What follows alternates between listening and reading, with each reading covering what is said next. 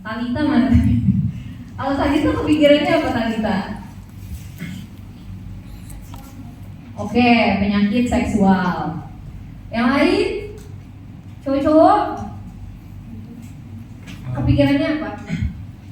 Sama sih dok, penyakit seksual. Oke, sama ya. Tapi pasti semuanya pada tahu ya, sifilis itu merupakan salah satu penyakit menular seksual. Aja sih bang. Oke, nama lainnya itu venereal disease. Jadi biasanya itu kalau dokternya itu venereal disease itu kan bisa apapun ya, nggak cuma sifilis gitu. Cuma biasanya lebih fokus ke sifilis gitu. Jadi kalau misalkan ada pasien yang didiagnosis sifilis, biasanya biar sopan ngomongnya tuh kayak misalkan lagi ketemu sama dokter lain gitu ya, apa pasien apa gitu, kepo gitu. Pasti jawabnya oh ini pasien PD gitu. Jadi supaya lebih ini, karena balik lagi biasanya stigma di masyarakat Indonesia itu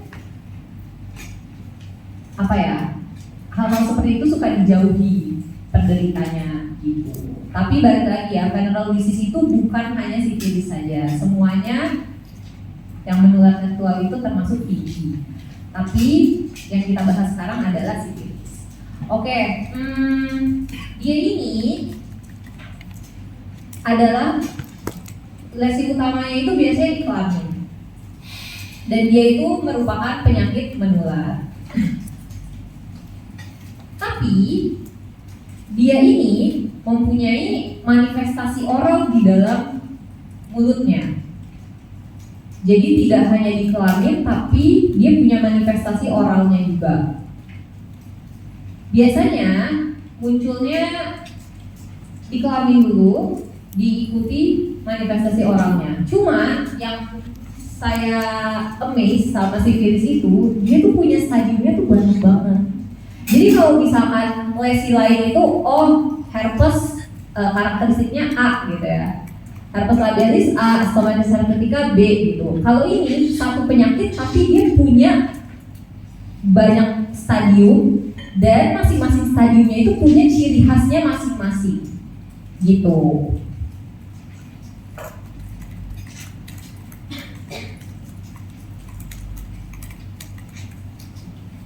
Nah, karena dia itu punya manifestasi oral, maka kita sebagai dokter gigi ini bisa jadi apa ya?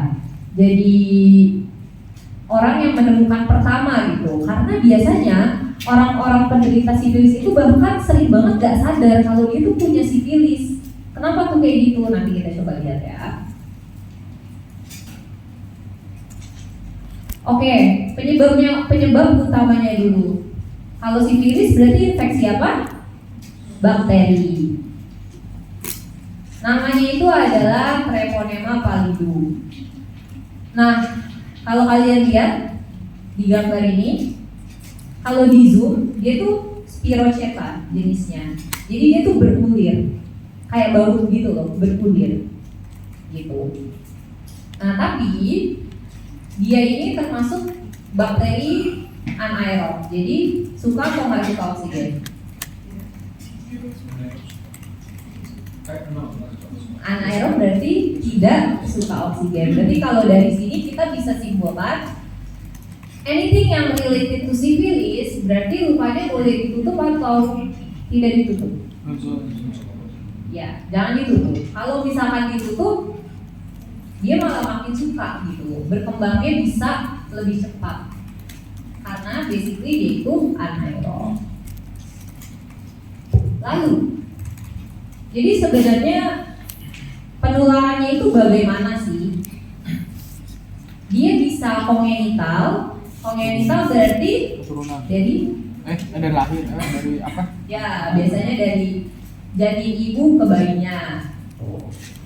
Namanya aja udah penyakit menular seksual, berarti dari sexual activity. Bisa juga direct atau indirect contact. Kalau dokter pasien biasanya mana mode of transmissionnya? Paling banyak direct atau indirect kontaknya. Jadi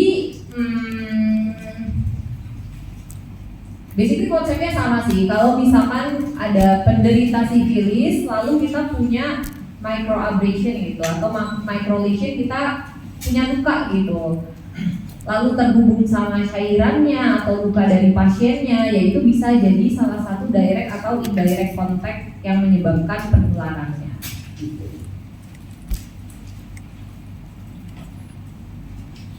Oke, kita harus tenang karena ini ada banyak. Jadi sifilis itu basically itu dia klasifikasinya itu ada dua, ada yang akuisita atau acquired sama ada yang congenital. Nah kalau yang acquired atau nama lainnya itu adalah didapat. Nah dia itu ada lagi nih stadiumnya, bisa stadium 1, 2, 3 dan lanjut. Sedangkan kalau congenital ada stadium awal sama stadium lanjut.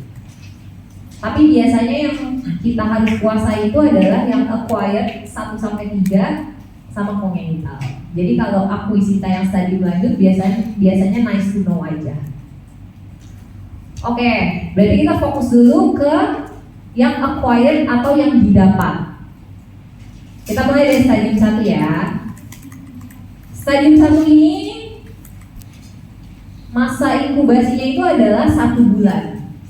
Terus gimana cara kita tahunya? Jadi biasanya dalam 1 bulan itu pasiennya biasanya punya riwayat atau berkontak dengan orang-orang yang beresiko terkena sifilis atau penderitanya langsung. Contohnya biasanya dari anamnesis itu, apakah dia suka bergonta-ganti pasangan?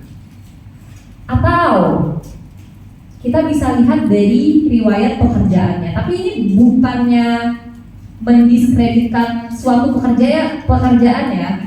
Basically kan semua pekerjaan juga bisa seperti itu gitu.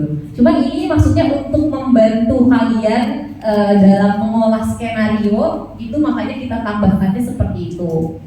Misal contohnya di skenario itu pasiennya itu pelaut gitu, terus kayak lama nggak pulang-pulang, sering bergonta-ganti pasangan gitu. Bukan mengkreditkan ya, balik lagi, bukan mengkreditkan tapi mendiskreditkan, tapi ini untuk membantu pola pikir kalian aja gitu, sebagai hintnya gitu.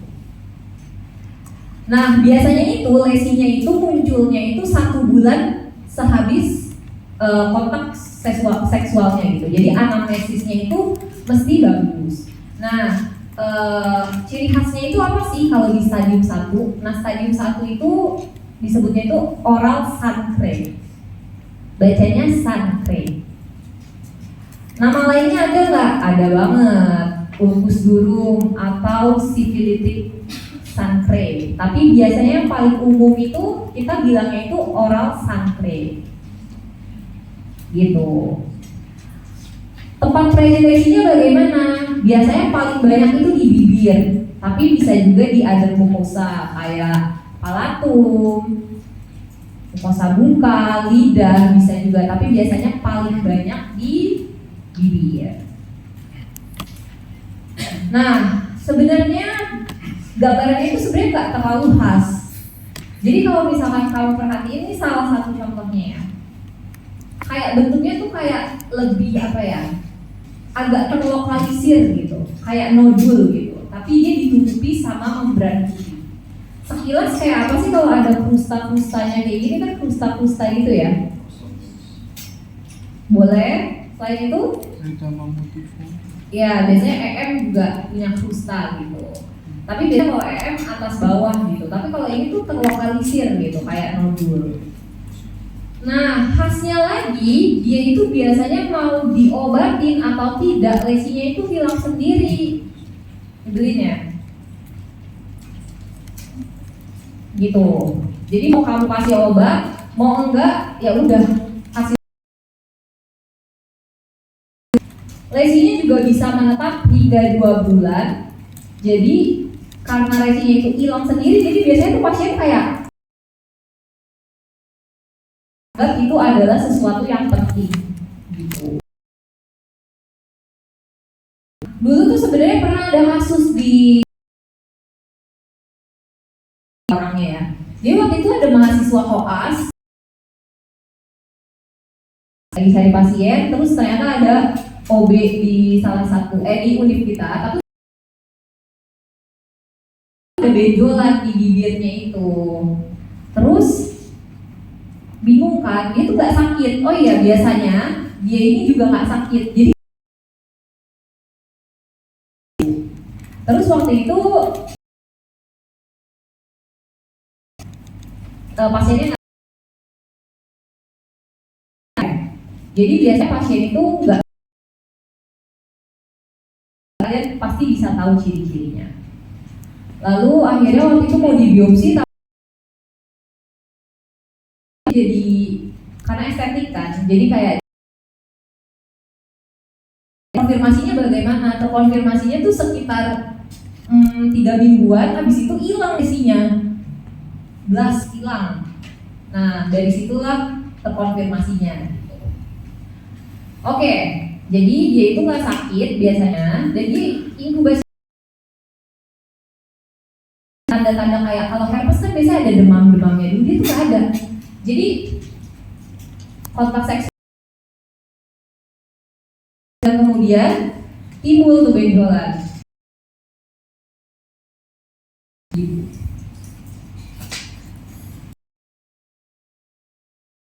Lain kalau misalkan oral sankrenya itu ada di lidah, juga bisa. Cuman yaitu balik lagi, yaitu tidak sakit dan dia akan walaupun tanpa pengobatan. Kalau udah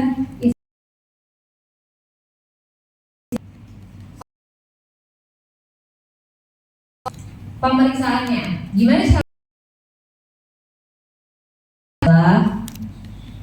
Bukan keputusan. Yang paling penting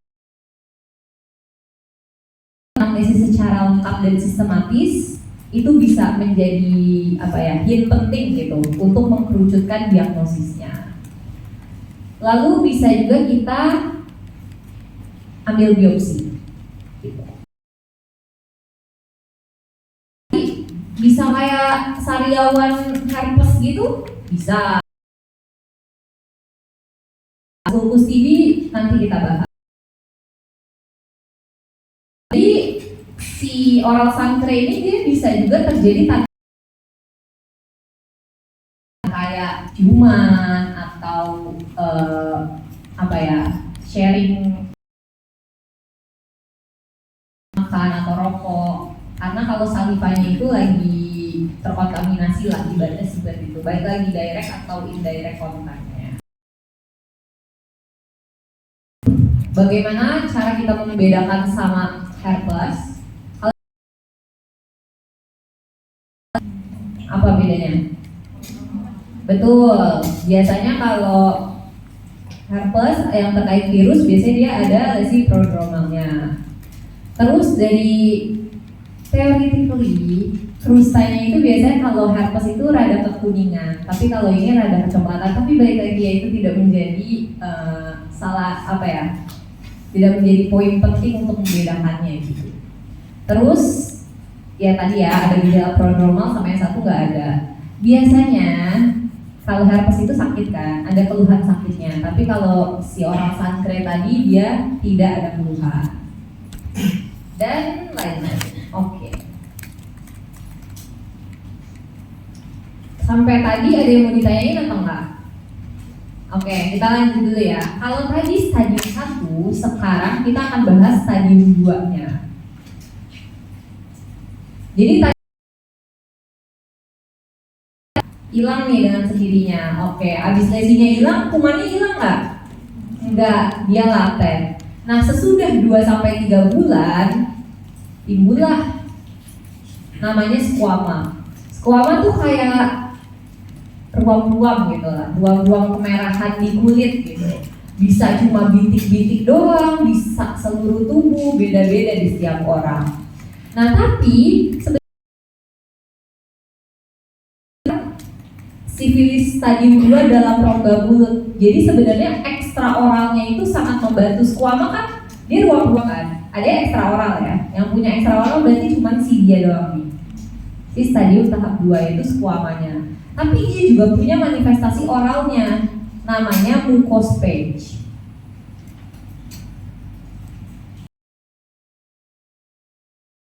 itu stadium 2 di dalam mulut gitu. Biasanya yang lebih terlihat. Jadi waktu itu ada juga salah satu dokter pasien itu mau cabut, ini real ya, real case ya. Jadi dia tuh mau cabut gigi. Ih banget. Jadi tipe-tipe kayak pengusaha gitu loh, kayak kalau pakai gitu kayak kemeja digulung, terus dilepas kancingnya satu dikit gitu loh, biar nggak terlalu formal. Tipe-tipe yang seperti itulah. Nah dia itu waktu itu mau cabut gigi gitu. Terus si dokternya ini karena kebetulan spesialis penyakit mulut, matanya langsung kayak dadanya ya, maksudnya karena ada bintik-bintik merah di dadanya.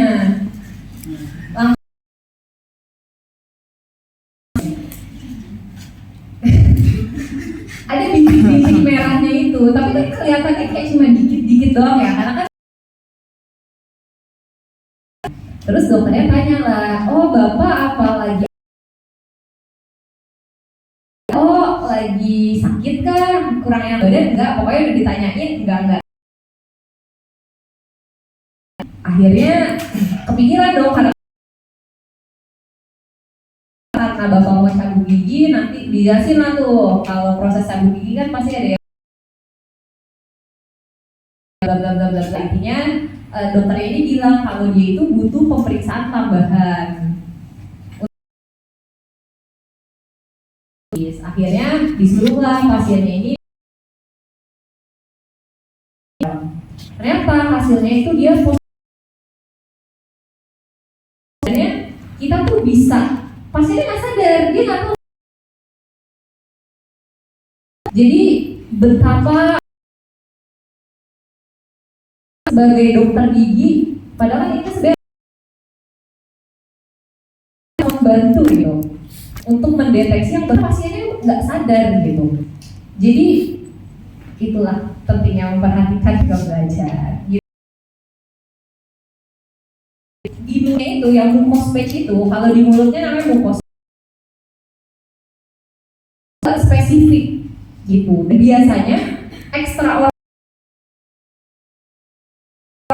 nggak ada gitu. Jadi squamanya ini sangat-sangat penting banget. Lalu kalau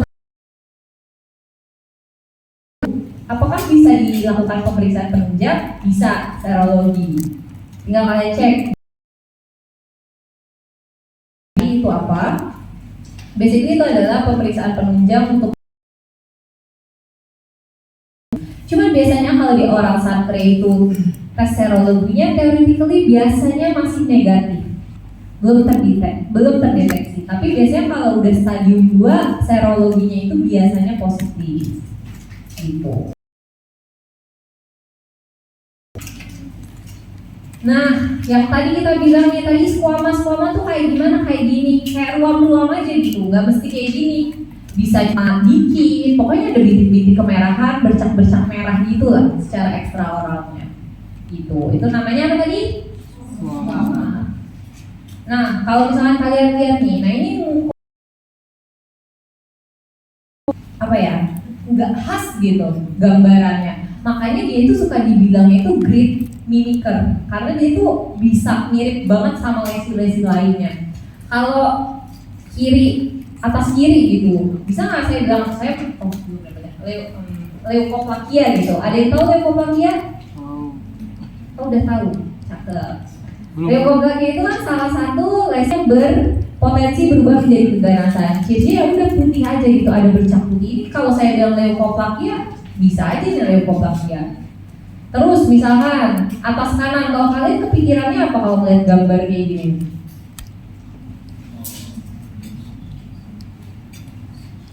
Edem. Apa?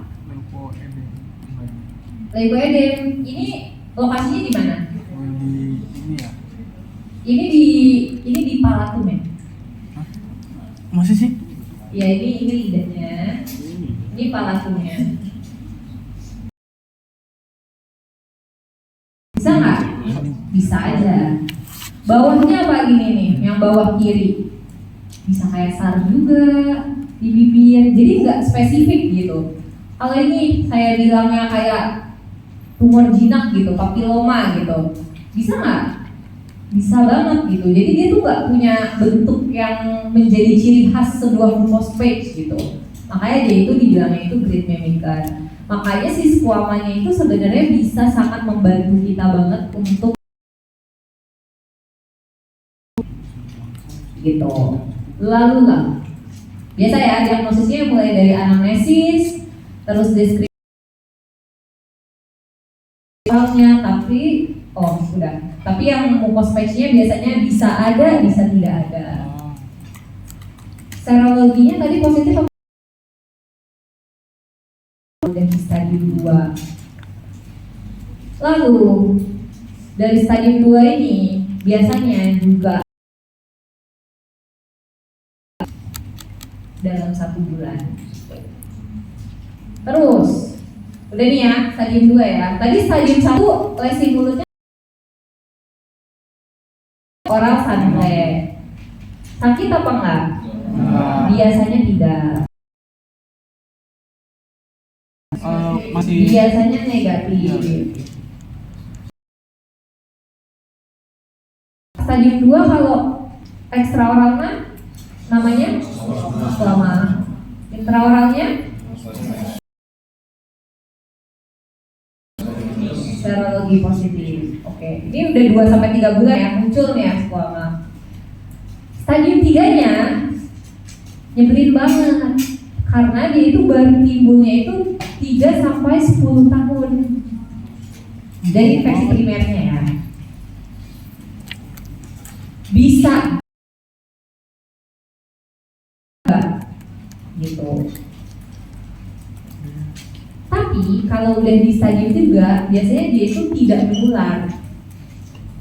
Kalau tadi mucospage kan dia menular, yang sebelumnya kan menular. Nah kalau yang ini biasanya dia bisa menyerang semua organ. Serologi tesnya bisa negatif. Khasnya itu namanya adalah guma. Gumanya itu apa sih? Bolong-bolong gitu. Biasanya kayak lunak, terus nanti bisa juga bolong gitu.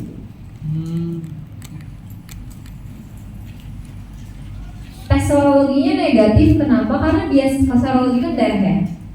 Biasanya itu kumannya itu udah nggak beredar dalam darah, tapi dia itu masuk ke jaringan gitu. Makanya biasanya serologinya itu negatif. Gitu. Nah ini contohnya kayak gini. Ya udah. Kepala tuh bolongnya ya udah. Biasanya dia berhubungan. Gitu. Itu namanya guma.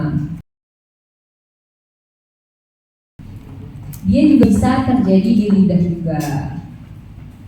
Kalau kayak gini kita bilangnya ada juga namanya, tapi nice to know aja ya, syphilitic leukoplakia. Jadi leukoplakia juga, dan dia akan cenderung jadi ganasnya besar.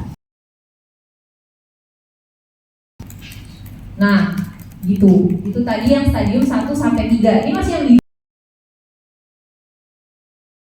stadium 1 tadi namanya apa? Oralnya? Oral santai. Biasanya inkubasinya berapa lama? 1 bulan. Ada keluhan nggak? Serologinya gimana? Biasanya negatif. Kalau stadium 2 munculnya berapa lama? Dari sebelumnya 2 sampai 3 bulan. Ekstraoralnya namanya? Intraoralnya? Menular nggak? Biasanya positif. Lanjut ke stadium 3 biasanya berapa lama? 3 sampai 10 tahun. 3 sampai 10 tahun. Oralnya namanya? Guma, betul. Serologinya? Negatif.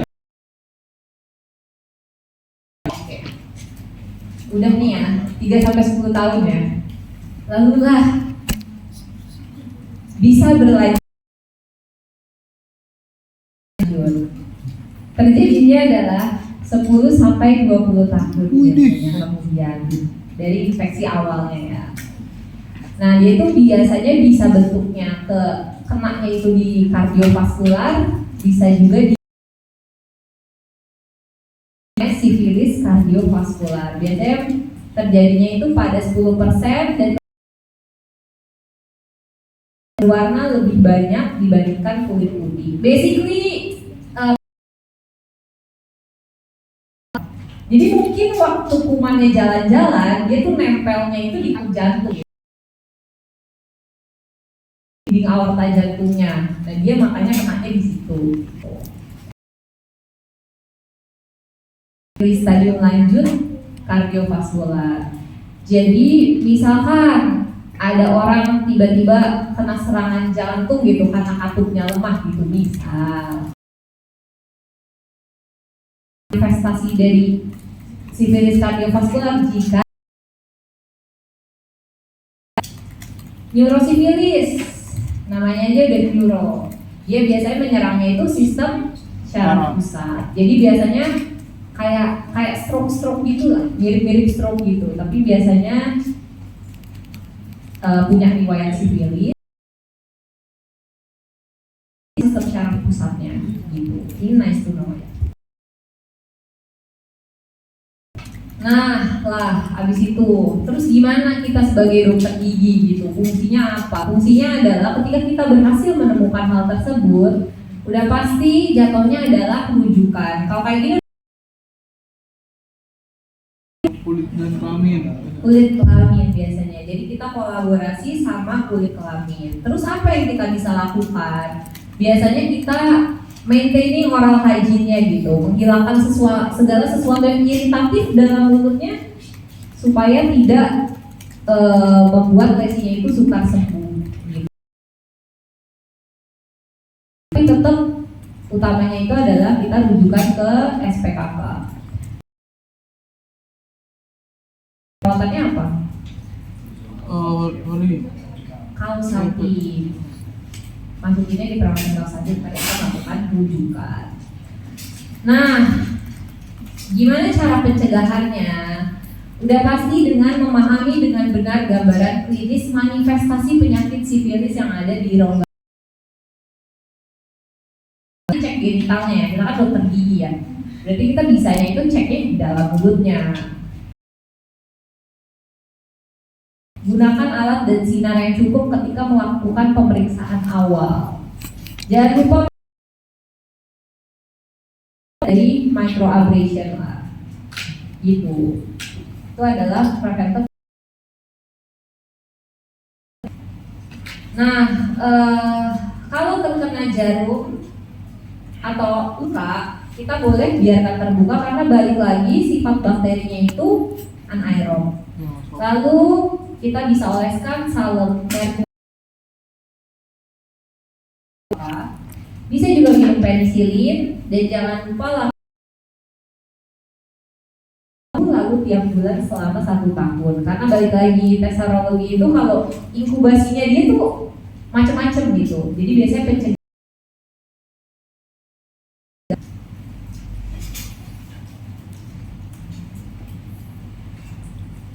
Oke. Kurang lebih seperti itu buat yang acquired syphilis. Kira-kira sampai sini ada yang ya? Oke, jangan bingung ya. Boleh.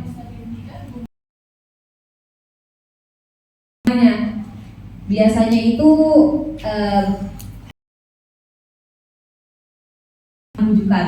Jadi kalau misalkan ternyata dia itu mengkonsumsi obat sifilisnya dengan tetap, itu bisa hilang karena kan kita kontrol si sifilisnya tersebut, bakterinya tersebut gitu. Jadi nasional ya, jadi obatnya itu biasanya gratis. TB gitu, obat sifilis itu kan lama banget ya konsumsinya kan, jadi tuh orang-orang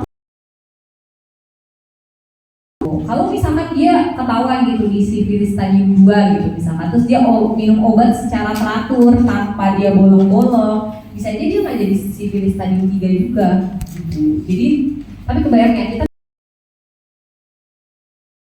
bolong itu cuman seminggu doang gitu, apalagi yang kayak jangka waktunya panjang gitu, 6 bulan kayak gitu. Ada kooperatif dari si pasiennya tersebut. Oke, kita lanjut dulu ya ke kongenital. Kongenital berarti biasanya sudah tertularnya itu dari ibu ke janinnya langsung. Stadiumnya ada yang awal, ada yang lanjut, sama kita penting banget sebenarnya stadium itu masih ketika di janin gitu, ketika embrio gitu, which is kita tidak megang ya biasanya. Stadium awal biasanya terjadinya itu 3 minggu setelah lahir. Biasanya dia itu bisa juga berbentuknya itu vesikel gitu. Kayak biasa konsepnya sama. Vesikel isinya kan bakteri semua ya. Ketika dia pecah itu, ya udah jadi menular gitu. Nah biasanya dia juga selain pada mulut bisa juga terjadinya itu pada telapak tangan dan kaki. Namanya pemphigus syphilitica. Cairan-cairan vesikel itu ya keluar kayak bisa banget. Kayaknya itu lahir, dia itu punya entah itu squama, sama kayak apa gambar kalau di Aquisita stadium berapa? Stadium 2. Nah, biasa dapat gambarnya, jadi saya pakai gambar ini. Kepala bayinya itu biasanya bentuknya itu selain intraoralnya seperti itu, ekstraoralnya itu biasanya dahinya tuh kayak nonjol gitu. Terus biasanya dia itu ada kerusakan di tulang hidungnya. Selain itu juga biasanya dari si hidungnya itu ada apa ya, sekret-sekret yang keluar gitu loh, kayak bisa bercampur darah, cairan-cairan gitu. Nah itu banyak treponemanya juga dan biasanya dia menyebabkan kesulitan bernafas. Nah ini yang penting. Ini adalah yang tahap lanjut di sifilis kongenital. Biasanya itu terjadi umurnya. Ciri khasnya itu adalah trias Hutchinson, pengerutan korona gigi seri maupun gigi geraham. Kalau kalian bagian insisal itu harusnya lebih lebar kan daripada bagian cervical. Jadi yang sininya justru insisalnya, cervicalnya. Kalau pada gigi geraham biasanya kayak gini bentuknya, mulberry molar kita bilangnya. Itu juga ada kerusakan syaraf cranialis, keratitis interstisial, itu kebutaan. Tapi apakah ada semua tiga-tiganya? Gitu, jadi nggak semuanya. Biasanya kalau di real life-nya pasiennya itu datang mau ada estetiknya gitu, mau giginya karena bentuknya seperti itu, jadi dia mau direstorasi supaya bagus kayak gitu, kebutuhan estetik aja. Kalau kayak gitu ditolak atau enggak? Enggak, jangan. Biasanya kalau kongenital yang udah stadium lanjut itu tidak menular.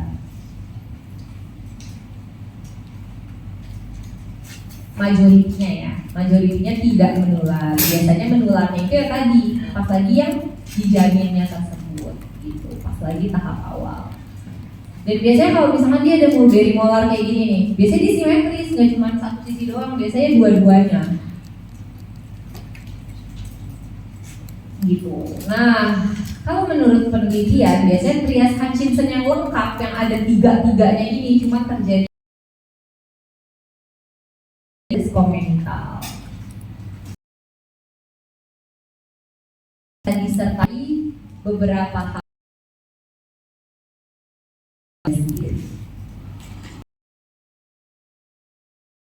Tadi lanjut ya. Lalu tahapan selanjutnya adalah stigma. Itu kayak gini. Jadi di sudut mulutnya tuh kayak ada garis yang apa ya, berjalan radian gitu loh. Namanya postnatal. Juga dia disertai sama Hutchinson cyst sama penonjolan tulang juga, frontal kepala. Kasus ini pernah keluar ketika UKMP jadi dokter gigi, tapi diambil soalnya susah. Gitu, kurang lebih seperti itu kalau sifilis. Kira-kira ada yang bingung nggak? Jangan kebalik-balik ya sama itunya ya, apa karakteristik oral di masing-masing stadiumnya gitu, karena beda-beda. Nah gimana? Jadi kalau misalnya dia awalnya di stadium 1 tuh pastinya pasti akan ke stadium 2, atau kalau misalnya dia mungkin dia akan ke stadium 2. Biasanya kalau dari stadium 1 majoritinya banyak ke stadium 2, tapi kalau dari stadium 2 ke 3 biasanya bisa iya bisa enggak gitu. Tapi kalau mayoritas stadium 1 ke stadium 2 gitu. Tapi pasti sembuh ke bawah terus. Maksudnya ke bawah terus apa? Jadi kayak lanjut terus. Pasti kalau misalnya pengobatannya dia ikutin dia pasti dia akan sembuh, nggak akan ke stadium selanjutnya. Kalau dia minum obatnya secara teratur ya, kalau dia minum obatnya secara teratur nggak bolong-bolong, itu bisa jadi tidak lagi lanjut gitu, tergantung dari compliance si pasiennya tersebut. Kan kita kan ngasih obat itu buat kontrol si treponema pallidumnya kan, gitu. Ada lagi? Dok, saya mau tanya dok, Mm-mm. kalau misalnya udah minum obat nih, Minum obat, terus sembuh, terus apa? terus sembuh, Terus sembuh. itu ntar kalau suatu saat imunnya turun gitu bisa kena lagi sendiri nggak? Si treponema pallidumnya lagi. Iya. Beda-beda sih. Cuman kalau misalkan dia imunnya turun banget gitu, misalkan dia ada HIV gitu ya, immunocompromised gitu, bisa aja kalau misalkan si treponema pallidumnya aktif. Tapi biasanya kalau dia minum obatnya secara teratur dan menjaga resikonya lagi, balik lagi ya, kalau misalkan dia tetap tidak merubah habitnya dia, ya bisa aja kena lagi walaupun dia udah minum obat. Berarti kayak laten gitu juga ya, Dok? Bisa tidur terus bangun lagi. Iya. Tapi balik lagi ya, yang kita kontrol itu adalah habitnya, jangan lupa diedukasi ya. Kan kalian udah tahu nih cara penularannya itu bagaimana. Jadi pengontrolan habitnya itu sangat penting. Jadi kalau misalkan dia stadium 2 nih, terus habis itu dia udah minum obat, udah sembuh lah ya, baik gitu, dia kooperatif gitu, tapi habitnya nggak berubah, bisa nggak kena lagi? Ya bisa aja, kan habitnya tidak dihilangkan gitu. Jadi pentingnya kita edukasi. Jadi kita selain jadi dokter, kita perangkap-rangkap jadi psikolog juga gitu. Nggak apa-apa, pahalanya banyak. Oke, kita lanjut dulu ya, karena baterai saya udah 6%, maaf.